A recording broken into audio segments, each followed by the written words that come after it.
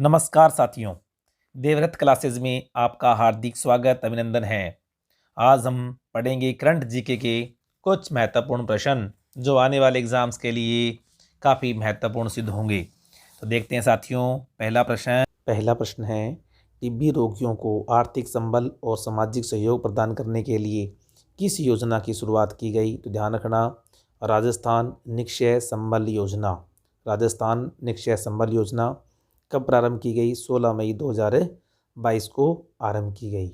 और 2025 तक क्या है, राजस्थान को टीबी मुक्त कराने का लक्ष्य रखा गया है। ये प्रश्न पूछ सकते हैं, राजस्थान को टीबी मुक्त कराने का लक्ष्य कब तक रखा है? 2025 तक। अगला प्रश्न है, राज्य के उत्कृष्ट खिलाड़ियों को राजीव गांधी खेल रत्न पुरस्कार देने की घोषणा मुख्यमंत्री अशोक गहलोत ने कब की? तो ध्यान रखना, 29 मई 2022 से इसकी घोषणा की कि राज्य के खिलाड़ियों को कौन सा अवार्ड दिया जाएगा? राजीव गांधी खेल रत्न पुरस्कार दिया जाएगा। और इसकी तैयारी कितनी राशि दी जाएगी? 7.5 लाख रुपए राशि प्रदान की जाएगी।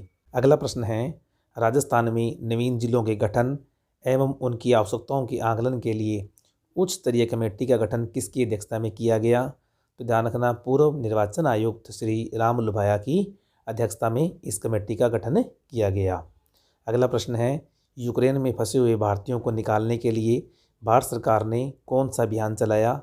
ध्यान रखना, ऑपरेशन गंगा। अगला प्रश्न है, इंदिरा गांधी रसोई योजना के अंतर्गत प्रति थाली राज्य सरकार कितना अनुदान देती है? तो ध्यान रखना, 17 रुपये अनुदान देती है। पहले ये कितना था? 12 रुपये था, अब बढ़ाकर कितना कर दिया गया है? 17 रुपये। अगला प्रश्न है, आमागढ़ लेपर्ड रिजर्व कहाँ स्थित है?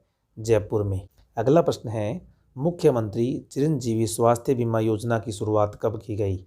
देखो, हम चिरंजीवी स्वास्थ्य बीमा योजना के बारे में तो पढ़ते हैं कि राशि है वो 5 लाख से बढ़ाकर कितनी कर दी गई?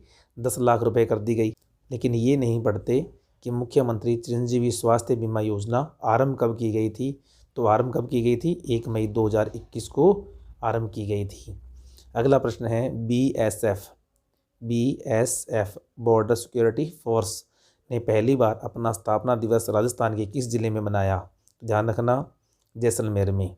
अगला प्रश्न है, राजस्थान जल क्षेत्र आजीविका सुधार परियोजना किस देश के सहयोग से संचालित की जा रही है? तो ध्यान रखना, जापान के सहयोग से ये योजना चलाई जा रही है। और आपको पता है, जापान की एक कंपनी जिसे शॉर्ट में कहते हैं जाइका, अर्थात जापान इंटरनेशनल कोऑपरेशन एजेंसी, इसके सहयोग से राजस्थान में जल क्षेत्र आजीविका सुधार परियोजना चलाई जा रही है। और ध्यान रखना, कितने जिलों में संचालित है? अब 27 जिलों में ये योजना संचालित है। इस योजना को 2017 में प्रारंभ किया गया था और लगभग मार्च 2025 में पूर्ण होने की संभावना है।